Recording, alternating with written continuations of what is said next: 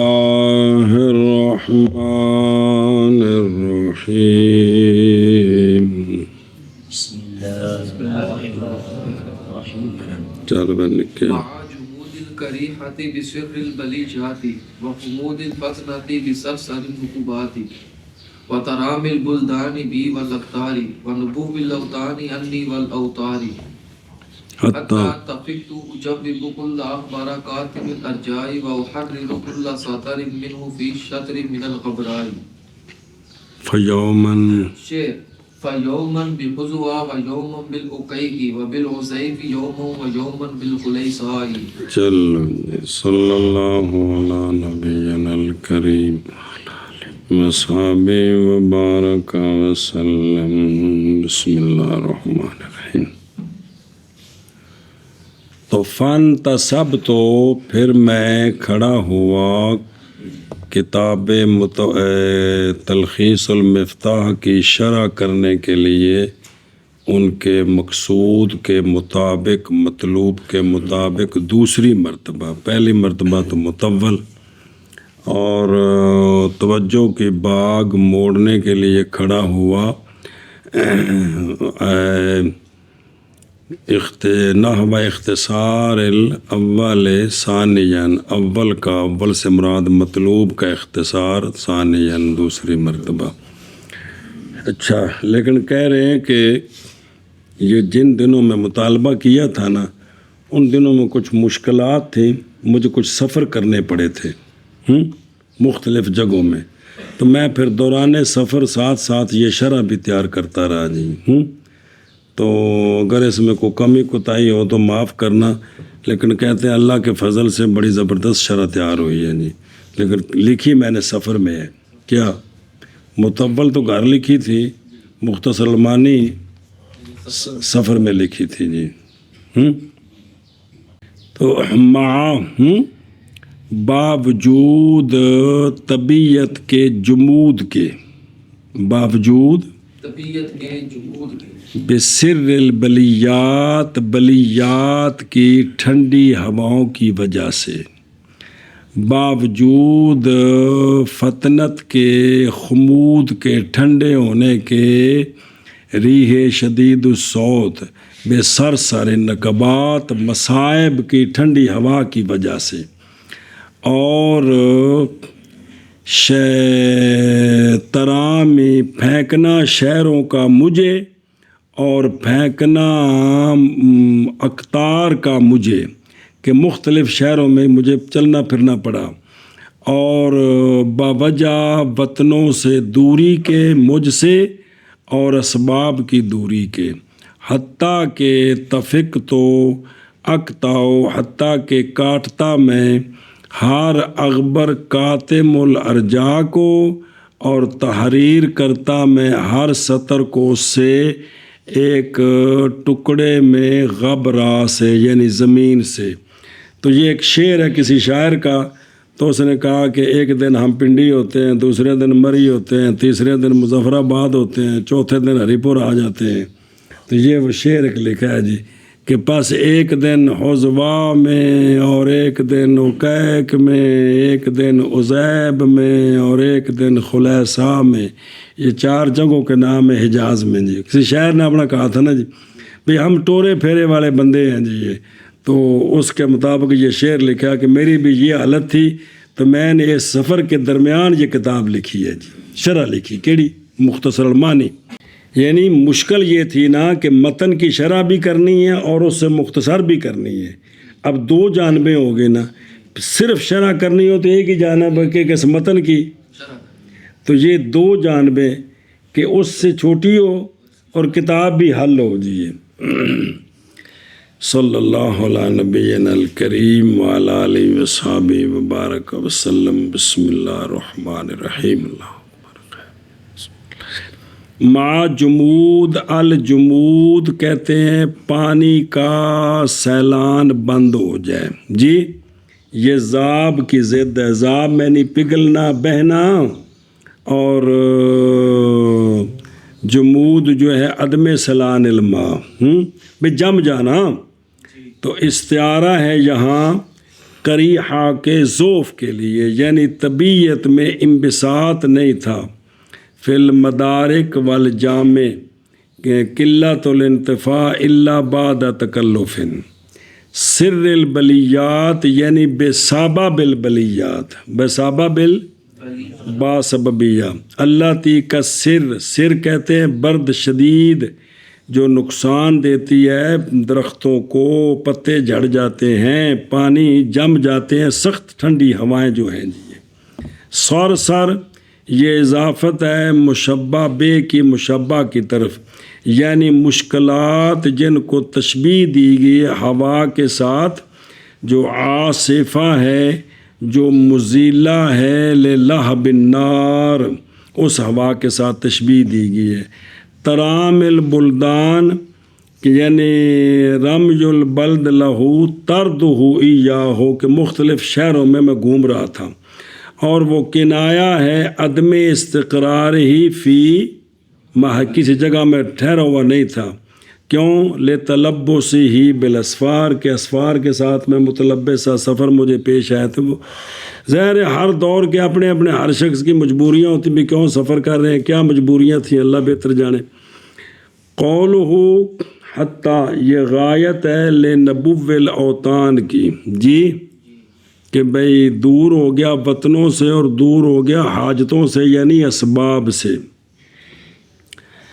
تو حتیٰ کہ وَتَفِقْتُ بمانا جعلت عجوب، کہ وَيَحْتَمِلُ یہ کہ حتیٰ تفریح ہو ترامی پر، اچھا جی، تو فَيَوْمًا آگے شعر ہے، یعنی ہو گیا میرا حال ان سفروں میں بے جامع تنقل، بے وجہ بے نقل مکانی کی وجہ سے، حال اس شخص کی طرف جو قائل ہے شعر کا کہ فَيَوْمًا بِحَزْوَا، یہ چاروں نام ہیں جگہوں کے حجاز میں۔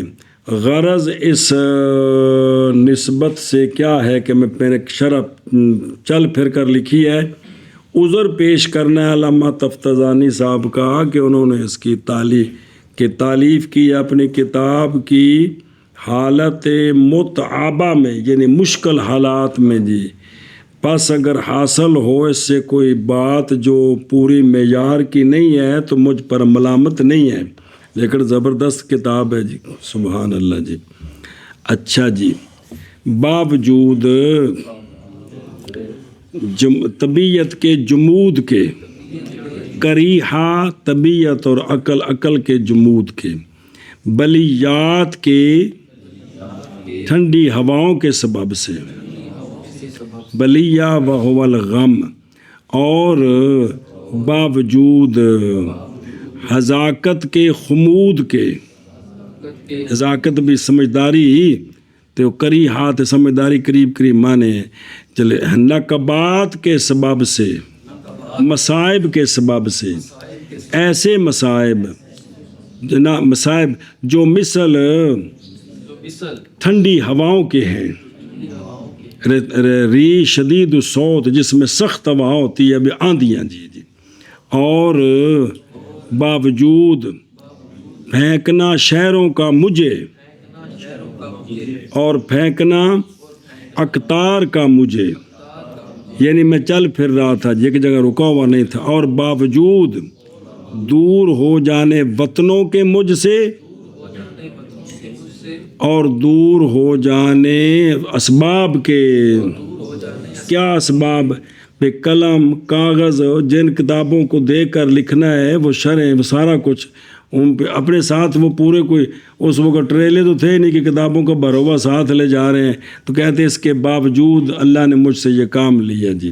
حتیٰ تفقتو، کیا معنی کیا جال تو، حتیٰ کہ ہو گیا میں، کہ کاٹتا تھا میں ہر اغبر کو، اغبر قاتم، اغبر ہر مکان جو جس میں ذی غبر بھی مٹی، اور قاتم مظلم، الارجا جمع رجا بالکسر و ہوا نائیہ، کہ حتیٰ کہ ہو گیا میں، کاٹتا تھا میں ہر غبار آلود مظلم علاقوں کو، اور تحریر کرتا تھا میں، ہر سطر اس سے ایک شطر میں ایک ٹکڑے میں زمین سے یعنی کچھ ایتھے لکھیا کچھ اوتھے لکھیا کچھ اوتھے لکھیا جتھے رکیا ہوتے لکھن لگ پیا جی بلے بلے سبحان اللہ اچھا جی شعر بس کسی دن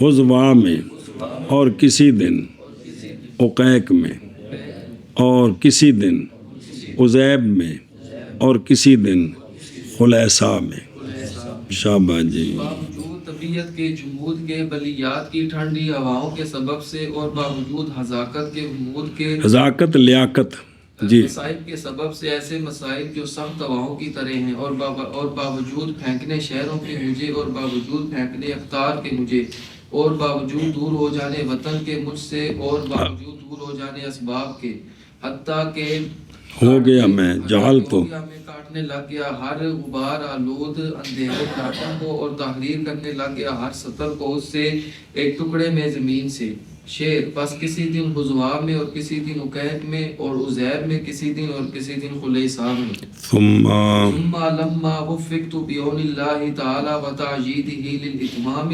وقوضت عنه خیامه بالاختتام بعدما کشفت من وجوہ خرائدہ اللسام ووضعت کنوز الفرائد على طرف السمام تو گو فجا جڑے نا جواب ہونا جی ثم لما پھر جب توفیق دیا گیا میں اللہ تعالیٰ کی مدد کے ساتھ اور اللہ تعالیٰ کی تائید کے ساتھ کس کی للاتمام اتمام کے لاتمام ھذا الشرع جی تو وقوت تو وہ نیچے ایک نشان لگے بے قوت بالکاف والواو مشددہ تقوید وَهُوَ نَقْدُ الْبِنَا من غیر حد من یعنی کھول دینا اٹ کر کے کھولنے جی استعارہ للازالہ جی اچھا جی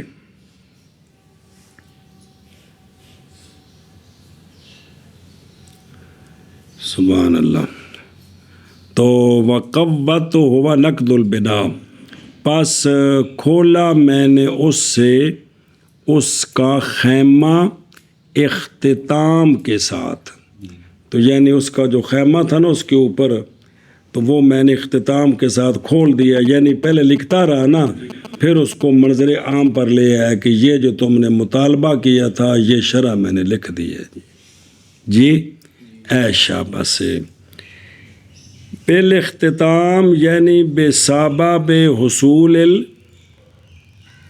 اختتام میں بالفعل دیکھو نا جیسے بالاختتام لکھے بسبب حصول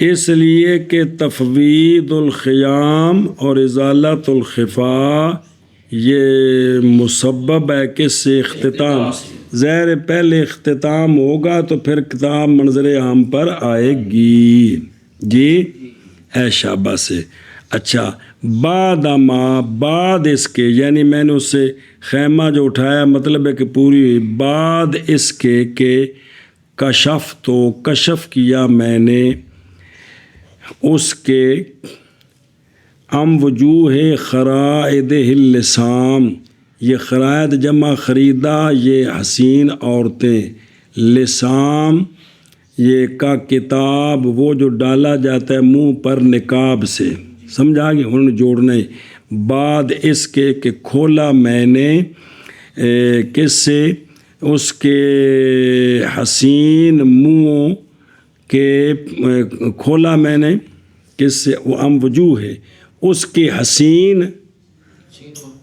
حسین عورتوں کے نقاب کے منہوں سے یعنی میں نے وہ نقاب ہٹا دیا مطلب ہے کہ وہ شرح سامنے کر دیجیے بھائی بعد اس کے کہ میں نے وہ شرح اچھی لکھی ہے بعد اس کے کہ کشف کر دیا میں نے اس کے خرائد سے جی جو مثل ہیں کس کے وجوہ کے تو اس سے کس کو کشف کیا پردے کو جی یعنی کھولا میں نے پردے کو اس کے حسین چہروں سے سمجھے یہ معنی جی وبدا تو اے بعد ما بدا تو اور بعد اس کے کہ رکھے میں نے فرائض کے کنوز، جمع کنز بمانہ مکنوز، فرائض کنوز الفرائض تھلے لکھے، یعنی الفرائض المکنوزہ، وہ کہ ان کی شان سے یہ ہے کہ ان کو خزانہ بنایا جائے، ان کو چھپایا جائے بوجہ ان کے عزیز ہونے کے، جیسا کہ شان ہوتی ہے اموال عزیزہ میں۔ جی اور آگے لفظی کیا فرائض، فرائض جمع فریدہ جو ہن پڑے بہوا درۃ الثمینہ، مراد یہاں مسائل دقیقہ، تشبیہ دی گئی ہے مسائل دقیقہ کو فرائض کے ساتھ، تو فرائض کا استعارہ کیا ان کے لیے، یہ استعارہ مسرہ ہے جی، کہ یعنی اور رکھے میں نے فرائض فریدہ جو کہ مکنوزہ ہیں، جو کہ خزانہ کیے ہوئے ہیں، کس پر رکھے میں نے؟ سمام کی طرف پر، کس پر؟ اور سمام دیکھ کی ولا طرف سمام، یہ متعلق کی بدعت ہو کے مراد بطرف ہی اس کی حد اعلیٰ، سمام بضم و فتحہ سمام تے سمام، یہ ایک درخت ہے لطیف صغیر سہل التناول، جو بالکل نرم سا ہوتا ہے، اس سے کوئی چیز توڑنی ہو نہ اس میں کانٹے ہیں نہ تکلیف ہوتی ہے جی۔ وما کانا علی طرف ہی، اور وہ جو اس کے طرف پر ہوتا ہے وہ بالکل سہل التناول ہوتا ہے، اس کو پکڑ کر وہ اس سے وہ چیز اتارنی آسان ہوتی، مشکل نہیں ہوتی۔ مراد کیا ہے؟ مراد اس کلام سے یہ ہے کہ علامہ لائے ہیں الفاظ آسان، کہ آسان ہے کہ سمجھا جائے اس سے معانی بغیر مشقت کے جی۔ تو ابھی انشاءاللہ شرح شروع ہو رہی ہے، بس 2 لائنوں کے بعد آ رہی ہے، آپ دیکھ لیں گے کہ کس طرح انہوں نے آسان کیا ہے کہ بات سمجھائی ہے جی۔ یہ جی چلو جی، پھر جب توفیق دی گئی مجھے اللہ کی مدد کے ساتھ اور اللہ کی تائید کے ساتھ اس شرع کے اتمام کے لیے، اور کھول دیا میں نے اس سے اس کے خیمے کو اختتام کے سبب سے، بعد اس کے کہ کشف کیا میں نے اس کے حسین چہروں سے پردوں کو، اور بعد اس کے کہ رکھا میں نے فرائض کو، ایسے فرائض جو مکنوزہ ہیں، جو خزانے ہیں، کس پر؟ سمام کی طرف پر، یعنی اس درخت کے طرف پر، یعنی وہ جو نرم درخت ہے نا اس کے طرح۔ مقصد یہ ہے کہ اس شرع سے فائدہ حاصل کرنا بالکل آسان ہے جی۔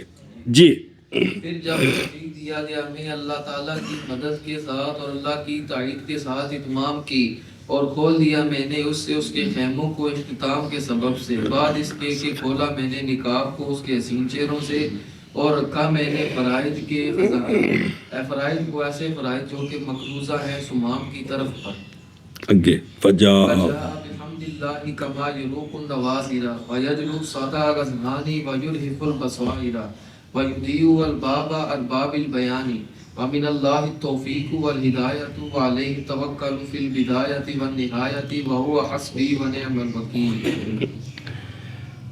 عطف علی قولہ فانتصبت، پس کھڑا ہوا میں، ساری بات کے بعد پس آئی ہے وہ کتاب یعنی شرع اللہ کی حمد کے ساتھ جی، آئی ہے جیسا کہ تعجب میں ڈالے نظروں کو، اور دور کر دے ذہنوں کی میل کچیل کو، اور تیز کر دے بصیرتوں کو، اور روشنی دے دے بیان ارباب البیان کی عقلوں کو۔ ایسی شرح میں نے کی ہے جی کہ جو بیان والے ہیں نا ان کی عقلوں کو وہ کیا کرے گی؟ روشنی دے گی۔ اور اللہ کی طرف سے ہی توفیق ہے اور ہدایت ہے، اور اسی پر بھروسہ ہے ابتدا میں اور انتہا میں، اور وہی مجھے کافی ہے اور اچھا کار ساز ہے۔ پس آئی اللہ کی حمد کے ساتھ یعنی جیسا کہ یعنی کما آئی اس طرح بھی جیسا کہ یہ ہے کہ تجب میں ڈال دے نظروں کو، اور ناظرہ بمعنی عین، اور زائل کر دے ذہنوں کی وسخ کو، بمعنی طبع والوسخ، ذہنوں کی میل کچیل کو، اور تیز کر دے تیز کر دے بصیرتوں کو، مراد عقلوں کو، اور روشنی دے ارباب البیان کی عقلوں کو، جمع لب بمعنی عقل، اور اللہ کی طرف سے ہی توفیق ہے اور ہدایت ہے، اور اسی پر بھروسہ ہے، بدایت میں اور نہایت میں، وَهُوَ حَسْبِي وَنِعْمَ الْوَكِيلُ۔ جی بس آئی اللہ کی حمد کے ساتھ، جیسا کہ تعجب میں ڈال دے نظروں کو، اور زائل کر دے ذہنوں کی میل کچیل کو، اور تیز کر دے بصیرتوں کو، روشن کر دے ارباب بیان کی عقلوں کو، اور اللہ ہی کی طرف سے ہے توفیق اور ہدایت، اور اللہ ہی پر بھروسہ ہے بدایت اور نہایت میں، وَهُوَ حَسْبِي وَنِعْمَ الْوَكِيلُ۔ جی اگے بسم اللہ الرحمن الرحیم۔ الحمدللہ، صرف ایک مرتبہ نا، الحمدللہ الحمدللہ علی ما علامہ انعم وعلم من البیان ما لم نعلم، والصلاۃ والصلاة علی سیدنا محمد خیر من نطق بالصواب وافضل وأوتي الحکمۃ وفصل الخطاب وعلی آلہ الاطہار وصحابتہ الاخیار۔ اما بعد، صلی اللہ علی نبینا الکریم وعلی آلہ وصحبہ وبارک وسلم۔ بسم اللہ الرحمن الرحیم، بسم اللہ الرحمن الرحیم۔ اللہ رحمان رحیم کے نام کے ساتھ شروع۔ جی اللہ رحمان رحیم کے نام کے ساتھ شروع۔ تو کتاب کا آغاز کون؟ یہ تلخیص المفتاح والے کون ہیں بابے؟ ابھی نام پڑھا ان کا جی، تلخیص علامہ قزوینی، علامہ قزوینی، انہوں نے کتاب کا آغاز کیا بسم اللہ سے، وہ سوال جواب سارے مشہور ہیں جی۔ اب آگے الحمد وثناء باللسان علی قصد التعظیم سواء تعلق بالنعمت و بغیرها۔ چلو جی دھیان کرو جی۔ علامہ قزوینی نے فرمایا ہے الحمدللہ، کیا فرمایا ہے؟ الحمدللہ۔ تو الحمدللہ یہ جملہ ہے، یہ تو جملہ جو ہے نا اس کا علم تصدیق ہے، تو جب تک اس کے اطراف کا علم نہ آئے اس وقت تک پورے جملے کا علم نہیں آتا۔ تو اس لیے علامہ تفتزانی صاحب پہلے موضوع کی وضاحت کریں گے، پھر محمول کی للہ ہے، تو پھر اس پورے جملے کا معنی سمجھ آئے گا جی۔ سمجھائی کیا کہ الحمدللہ جملہ ہے، تو جملے کا جو علم ہے نا وہ اطراف کے علم کے بعد آتا ہے، اس لیے پہلے موضوع کی وضاحت پھر محمول کی، تو اس کے بعد پورے جملے کا معنی سمجھ آئے گا جی۔ توجہ جی، علامہ تفتزانی صاحب فرماتے ہیں کہ حمد جو ہے نا اس کی تعریف الثناء باللسان علی قصد التعظیم سواء تعلق بالنعمت او بغیرہا۔ حمد کیا ہے؟ تعریف کرنی، تو ثنا کے نیچے ثنا کا معنی لکھا ہے ذکر خیر کی، یہ ماخوذ ہے اسنیت ہو، کہ جب کہ تو کسی کا ذکر کرے نا خیر کے ساتھ تو کہتے ہیں اسنیت، تو نے فلاں کا اچھا ذکر کیا ہے جی۔ تو حمد ہے ثنا باللسان، ثنا اب لسان کے ساتھ اس کا تعلق ہے، کس کا؟ زبان، حمد کا، کہ اچھا کسی کی اچھائی بیان کرنی کس کے ساتھ؟ زبان کے ساتھ، تعظیم کے قصد پر۔ اللہ بمانا نہ بولیے نا، اللہ بمانا یعنی مع قصد تعظیم، مع تعظیم کے قصد پر کسی کی زبان کے ساتھ تعریف کرنی، یہ کیا ہے؟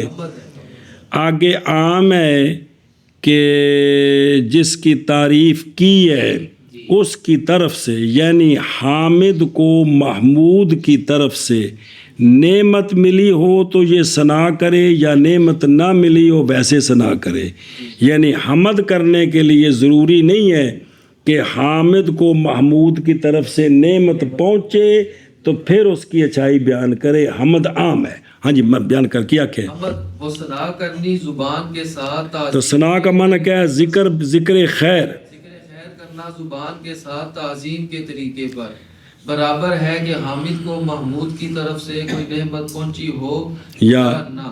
تو اب اس سے سمجھ آ گیا نا کہ حمد جو ہے وہ جہاں سے صادر ہوتی ہے وہ ایک چیز ہے، کیا؟ زبان. اور حمد کا تعلق جس کے ساتھ ہے وہ عام ہے، نعمت ہو یا نعمت نہ ہو. جی، غیر نعمت کو چیز نہیں ہے، یعنی نعمت ہو یا نعمت نہ ہو. جی اے مطلب جی. اچھا جی، اور دیکھ ذرا پھر آگے چلیے.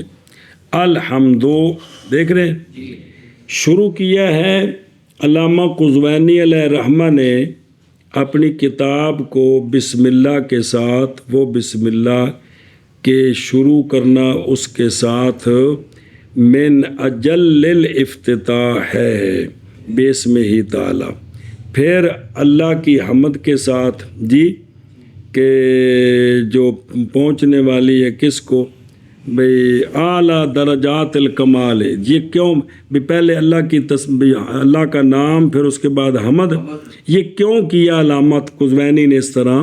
یہ اقتدا کیا کس کی؟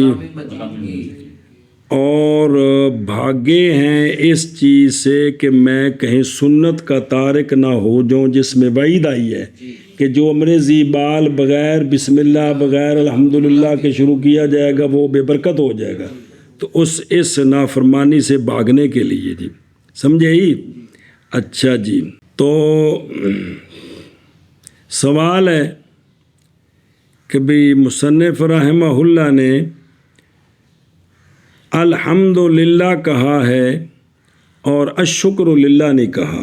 کیا کہیں؟ سوال ہے کہ مصنف رحمہ اللہ نے الحمدللہ کہا ہے، الشکر للہ نہیں کہا. تو اس کا جواب ہے کہ الحمدللہ کو اختیار کیا ہے منزل کی موافقت کے لیے. منزل کون؟ قرآن مجید. کیا کہ جی؟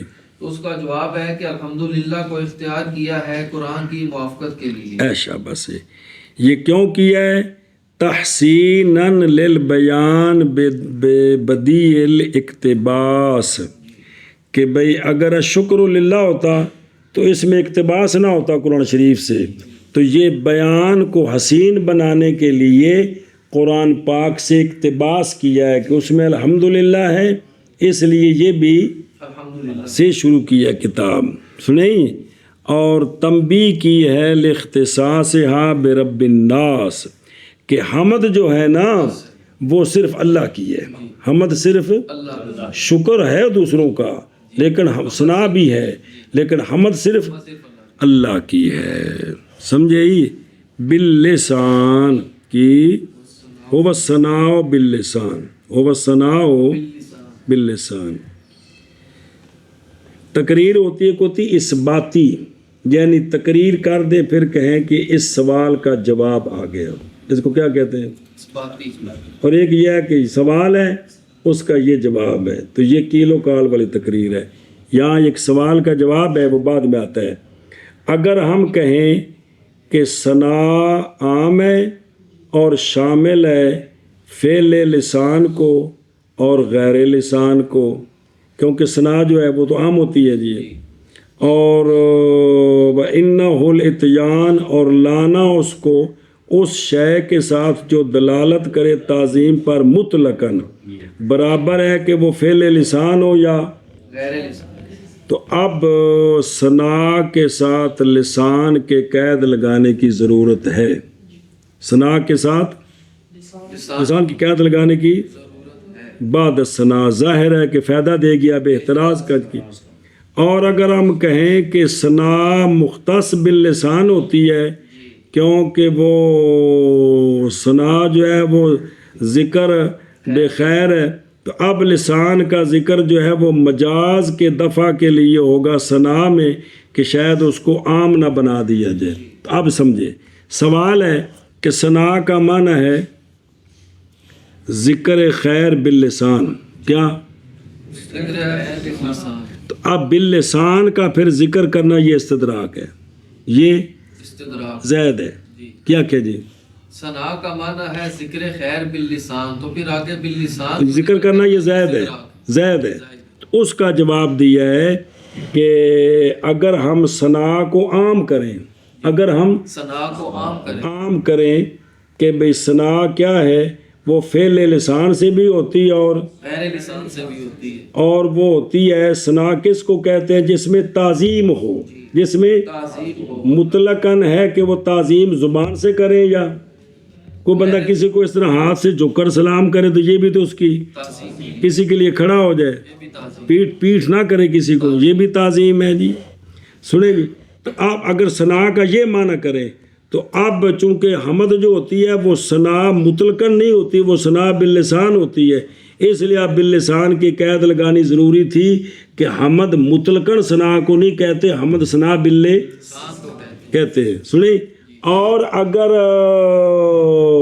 ثنا کا معنی ثنا باللسان ہو تو اب اس لیے لسان کی قید لگائی ہے ساتھ کہ وہ ثنا کے اندر عموم والا وہم ختم ہو جائے, ثنا کے اندر عموم والا وہم ختم. تو یہ اس سوال کا جواب آ گیا کہ لسان کی قید ساتھ کیوں لگے. سمجھے ہی علا قصد التعظیم, علا بمعنی مع قصد التعظیم. کیا؟ قصد تعظیم پر نہیں, قصد تعظیم کے ساتھ.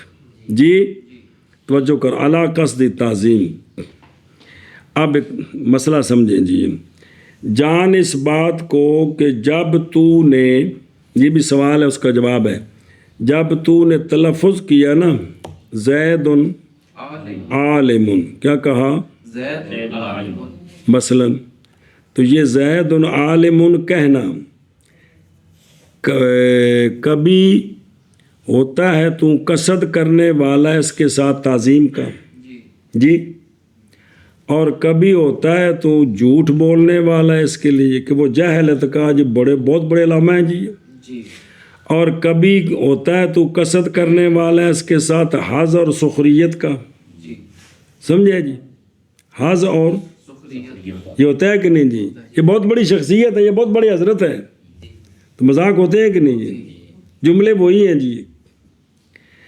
اور کبھی یہ ہوتا ہے کہ تو نے زید عالم بولا اور کوئی قصد نہیں ہے, نہ تعظیم کا, نہ جھوٹ کا, نہ سخریت کا. سمجھی بات؟ تو اگر تو کسی شے کا قصد نہ کرے, یا تو استہزاء کا قصد کرے یا جھوٹ کا قصد کرے, تو جو شارع نے کہا ہے کہ علا قصد تعظیم, تو اب جو ہے نا وہ حمد شارع کے قول کے مطابق وہ حمد نہیں ہوگی لغتاً, کہ ہوگی. اب یہ سوال آ گیا, سوال سمجھائیں. دس کیا سوال یہ ہے کہ شارع نے کہا ہے کہ حمد کیا ہے؟ ثنا باللسان علا یعنی مع قصد تعظیم. مثلا زید عالم کسی نے کہا تو ضروری تو نہیں ہے کہ تعظیم کے قصد پر کہے, اور بھی صورتیں ہوتی ہیں, جھوٹ بولے, مذاق کرے, یا کوئی قصد نہ ہو. تو اب یہ زید عالم کے اندر یہ ثنا باللسان تو ہے, ثنا, لیکن مع قصد تعظیم نہیں ہے. نہیں سمجھا؟ تو پھر یہ تعریف جو ہے نا وہ دخول غیر سے مانے نہ ہوئی. اس کا جواب یہ ہے کہ شارع نے ارادہ کیا ہے کہ بیان کرے حمد لغوی اکمل معتد بے, حمد لغوی اکمل بھی ہو اور معتد بے بھی, جس کا اعتبار کیا جائے علماء کی اصطلاح میں. اور حمد جو معتد بے ہوتی ہے وہ ہوتی ہے جس میں تعظیم کا قصد ہوتا ہے, جس میں, وگرنہ وہ غیر اکمل ہوگی. کیا کہ جواب کیا ہے اس کا؟ جواب یہ ہے کہ شارع نے ارادہ کیا ہے کہ بیان کرے حمد لغوی اکمل جو معتد بے ہو, اور معتد بے حمد وہ ہوتی ہے جس میں تعظیم کا قصد ہو, جس میں تعظیم کا قصد ہو. حمد وہ ثنا باللسان ہے, تعظیم کے قصد کے ساتھ. سوان اسم مصدر بمانا استوا و ہوا ہنا خبر مقدم. آگے چلو جی. برابر ہے کہ تعلق پکڑے کون سنا باللسان تعلق پکڑے نعمت کے ساتھ یا نعمت کے غیر کے ساتھ. غیر کا مطلب ہے نعمت کے بغیر، یہ مطلب ہے جی.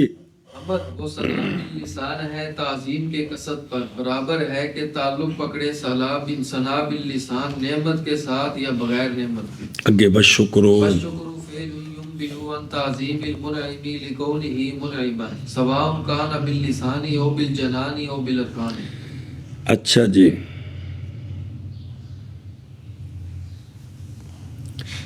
سوال ہے یہ متن کے اندر شکر کا تو ذکر نہیں ہے، متن کے اندر شکر کا ذکر نہیں. تو شارع نے شکر کو ساتھ کیوں جوڑا ہے جی؟ کیا کہیں؟ سوال ہے کہ متن کے اندر شکر کا تو ذکر نہیں ہے. حمد کا ذکر تھا وہ تو ٹھیک ہے، وہ دیکھو معاذ تعریف کی ہے شکر کی باوجود ہے کہ نہیں ذکر کیا گیا شکر کو، اس لیے کہ شکر حمد کا بھائی ہے، شکر اس لیے ذکر کر دیے. تو پھر سوال ہے کہ مدح وہ بھی تو ان کا تیسرا بھائی ہے، اس کو بھی اس کی بھی شارع تعریف کرتے جیے. تو اس کا جواب اور نئی تعریف کی مدح کی نہیں گویا کہ رعایت کی ہے زمخشری کے قول کی. زمخشری نے کہا تھا کہ حمد اور مدح ایک شے ہے، حمد اور مدح. اب حمد کے اندر مدح آ گئی ہے، شکر نہیں آیا تھا تو اس کی وضاحت. اب شکر کی تعریف، شکر لغوی تعریفیں ہو رہی ہیں. شکر ایسا فعل ہوتا ہے، شکر اب فعل جو ہے وہ زبان سے بولیں یہ بھی فعل ہے، اعتقاد اچھا ہو یہ بھی فعل ہے، ارکان سے کوئی کام کریں یہ بھی فعل ہے. شکر ایسا فعل ہے جو خبر دیتا ہے منعم کی تعظیم سے، جو خبر دیتا ہے منعم کی تعظیم سے، اس وجہ سے کہ وہ منعم ہے. یعنی کسی نے کسی پر انعام کیا تو وہ ہو گیا منعم، جس پر انعام کیا وہ ہو گیا منعم علیہ. منعم علیہ منعم کے لیے زبان سے، دل سے، جوارے سے کوئی ایسا فعل کرے جو تعظیم کی خبر دے، اس کو شکر کہتے ہیں. کیا کہ جی؟ شکر ایسا فعل ہے جو خبر دے منعم کی تعظیم سے، اس لیے کہ ہونے کی وجہ سے. آگے عام ہے کہ وہ زبان سے ہو، دل سے ہو یا ارکان سے ہو. آگے سمجھ تو یہ کیا آگے ایشا بس ہے. اور دیکھو درو فعل کی اعتراض ہے، اس کا جواب اعتراض یہ ہے کہ فعل جو ہے نا وہ ہوتا ہے جو قول اور اعتقاد کے مقابلے میں ہوتا ہے. کیا کہ جی؟ سوال ہے کہ فعل تو وہ ہوتا ہے جو قول اور اعتقاد کے مقابلے میں ہوتا ہے. اب جب قول اور اعتقاد کے مقابلے میں ہوگا تو یہ صرف فعل ہوا کن کا؟ جوارح کا. کس کا؟ جوارح. تو اب جو شکر کا متعلق ہے وہ عام نہ ہوا، وہ ایک رہ گیا. کون؟ صرف ارکان. ارکان. سمجھے؟ جیسا کہ وہ متعارف ہے. تو اب اس وقت ہوگا فعل شارع کی کلام میں غیر شامل کس کو؟ شکر لسانی اور جنانی کو. جنانی کو. اس لیے کہ وہ جو نہ جواب ہی لینا سے جواب یہ اس لیے کہ وہ جو زبان سے ہوتا ہے وہ کیا ہے؟ ہاں خیر گیا ارے یہ قول ہوتا ہے، اور جو جنان سے ہوتا ہے وہ کیفیت ہے. لہذا اس وقت آگے جو تعمیم کی ہے سواء کان باللسان اور بالجنان اور بالارکان، یہ تعمیم فعل کے اندر اس کے بعد بے قول سواء یہ ٹھیک نہیں ہے. یہ کچھ سمجھ آ رہی جی؟ اچھا جی. تو لہٰذا اولا یہ تھا کہ تعبیر کرتے ایسے امر کے ساتھ جو تینوں چیزوں کو شامل ہو جاتا ہے. تقریر کر کا سوال کی کیا سوال ہے؟ سوال ہے کہ فعل علامہ نے نا آگے تعمیم کی ہے سواؤن کانا، سواء کان باللسان و بالجنان و بالارکان. پیچھے کہا ہے اشکر و فعل. تو سوال ہے کہ فعل کا تعلق ان تینوں کے ساتھ نہیں ہے. وہ صرف اس کے فعل قول کو فعل وہ ہوتا ہے جو قول اور اعتقاد کے مقابل ہوتا ہے. قول اور اعتقاد کے مقابل ہوتا یعنی صرف وہ ارکان کے ذریعے جو ہوتا ہے اس کو فعل کہتے ہیں. تو اب یہ تعمیم کرنی ٹھیک نہیں ہے. ٹھیک نہ ہوئی کہ فعل کی تین قسمیں بنا دی ہیں نا، کہ زبان سے اگر کسی کی اچھائی بیان کریں یہ بھی فعل ہے، اچھا عقیدہ رکھیں یہ بھی فعل ہے، ارکان سے کسی کی تعظیم کریں یہ بھی فعل ہے. حالانکہ یہ نہیں ہے، فعل صرف ارکان کے ساتھ خاص ہے جی. تو لہٰذا یہ تعمیم کرنی ٹھیک. اس کا جواب یہ ہے کہ علامہ نے شارح نے فعل سے مراد لیا ہے امر اور شان. کیا مراد لیا؟ شان مراد لیا. کس سے؟ فعل سے. یہ اہل لغت کی اصطلاح ہے، نہ کہ فعل سے مراد وہ ہے جو قول اور جیسا کہ متعارف ہے. متعارف یہی ہے کہ فعل وہ ہوتا ہے جو قول اور اعتقاد کے مقابل ہو. لیکن علامہ نے یہاں فعل سے مراد کیا لیا ہے؟ یعنی شکر جو ہے نا اس کی شان یہ ہے کہ وہ خبر دیتا ہے کس سے؟ منعم کی تعظیم سے. آگے برابر ہے کہ وہ امر جو ہے وہ شان جو ہے وہ زبان کے ساتھ ہو، جنان کے ساتھ ہو، یا وہ سمجھ گئے ہو. اچھا. اور شکر فعل ہے، ایسا فعل یعنی ایسا امر اور ایسی شان جو خبر دیتا ہے منعم کی تعظیم سے، منعم کے منعم ہونے کی وجہ سے. اب یہاں سے سمجھ آ گیا نا کہ شکر کا تعلق کس کے ساتھ ہے؟ انعام کے ساتھ ہے. کس کے ساتھ ہے؟ کوئی کسی پر انعام کرے، اب زبان سے، دل سے، ارکان سے اس کی تعظیم کرے تو یہ کیا ہوگا؟ شکر ہوگا جی. توجہ کریے. برابر ہے کہ ہو وہ فعل لسان کے ساتھ یا جنان کے ساتھ، جنان دل یا ارکان کے ساتھ جی. ایسا فعل ہے جو خبر دیتا ہے منعم کی تعظیم سے بوجہ ہونے منعم کے منعم. برابر ہے کہ ہو وہ فعل زبان کے ساتھ یا دل کے ساتھ یا ارکان کے ساتھ. اب خلاصہ ان دونوں میں نسبت کیا نکلی جی؟ مورد الحمد لا يكون الا اللسان ومتعلقه يكون ومتعلقہ. ومتعلقه يكون النعمة وغيرها. علامہ فرماتے ہیں کہ بیٹا جو ہم نے تعریف کی ہے حمد کی، اس سے تمہیں یہ دو باتیں سمجھ آ گئی کہ حمد کا مورد جو ہے نا وہ خاص ہے. کون؟ زبان. ثنا باللسان. اور حمد کا جو متعلق ہے وہ عام ہے، نعمت غیر نعمت. تو حمد مورد کے اعتبار سے خاص، متعلق کے اعتبار سے عام. کیا کہ جی؟ علامہ فرماتے ہیں حمد جو ہے یہ اپنے مورد کے اعتبار سے خاص ہے اور اپنے متعلق کے اعتبار سے عام ہے جی. کہ بھئی اس کا جو مورد ہے وہ صرف زبان ہے اور متعلق عام ہے، نعمت ہو یا شاباش سے اگے. ومتعلق الشکر لا يكون الا النعمة ومورده يكون اللسان وغيره. اور شکر جو ہے نا وہ اس کے برعکس ہے. شکر جو ہے اس کا متعلق، شکر کا متعلق خاص ہے، وہ نعمت ہے. اور شکر کا جو مورد ہے وہ تین چیزیں ہیں. وہ تین چیزیں ہیں، لسان، جنان اور ارکان. کیا کہ جی؟ علامہ فرماتے ہیں شکر حمد کے برعکس ہے. شکر کا جو متعلق ہے وہ خاص ہے، وہ نعمت ہے، اور شکر کا مورد وہ عام ہے، وہ زبان ہے اور جنان ہے اور ارکان ہے. فالحمد عام من الشکر باعتبار المتعلق باخص باعتبار المورد والشکر. خلاصہ یہ نکلا کہ حمد شکر سے عام بھی ہے، اخص بھی ہے. اسی طرح شکر حمد کی بنسبت عام بھی ہے. حمد عام ہے شکر سے متعلق کے اعتبار سے، اور شکر اخص ہے متعلق کے اعتبار سے. حمد متعلق کے اعتبار سے عام ہے اور شکر متعلق کے اعتبار سے اخص ہے.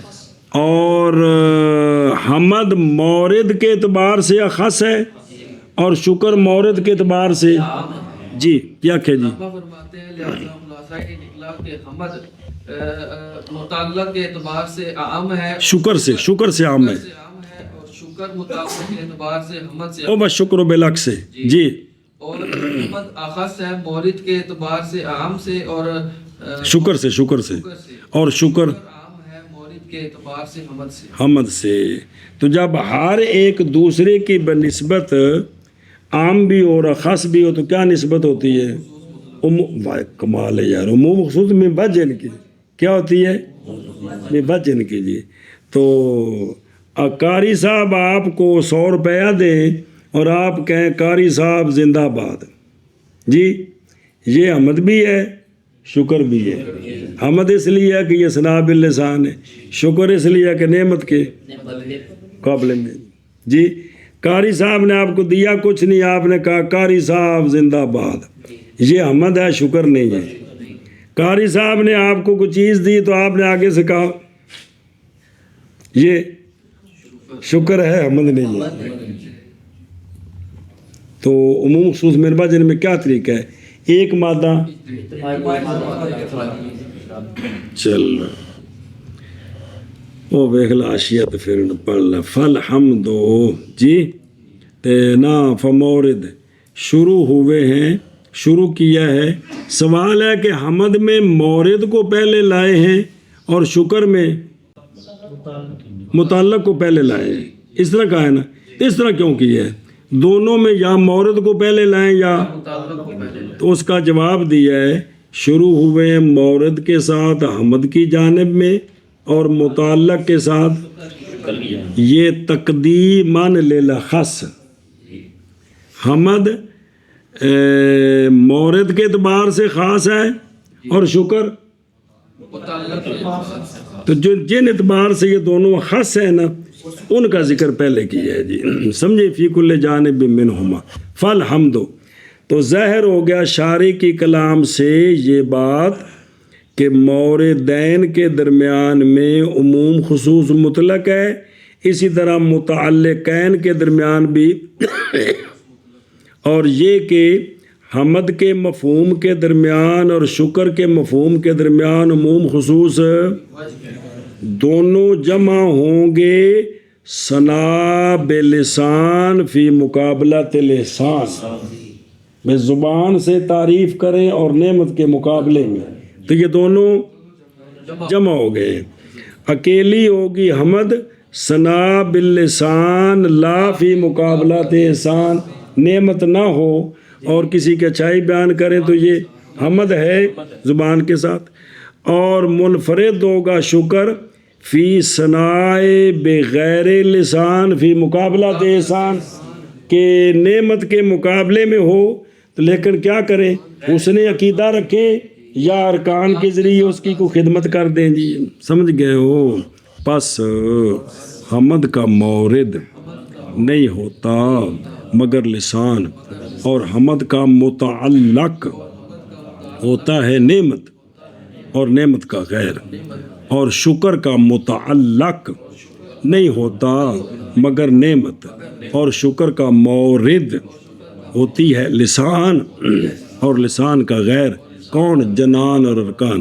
پس خلاصہ حمد عام ہے شکر سے باعتبار متعلق کے، اور حمد خاص ہے باعتبار مورد کے، اور شکر بالعکس ہے کہ شکر انہیں اس ادے جڑا نا اتنے رکھ دو حمد دی جگہ شکر رکھو، فشکر اعم من الحمد باعتبار المورد تبا خصو متعلق ہے، سمجھا گئی؟ چلو شاباش۔ بس حمد کا مورد نہیں ہوتی مگر زبان، اور حمد کا متعلق ہوتی ہے نعمت اور اس کا غیر، ہوتی ہے یہ ہوتا ہے، ٹھیک ہے۔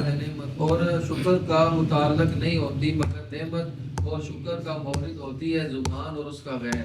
بس حمد عام ہے شکر سے باعتبار متعلق کے، اور اخص ہے باعتبار مورد کے، اور شکر بالعکس ہے۔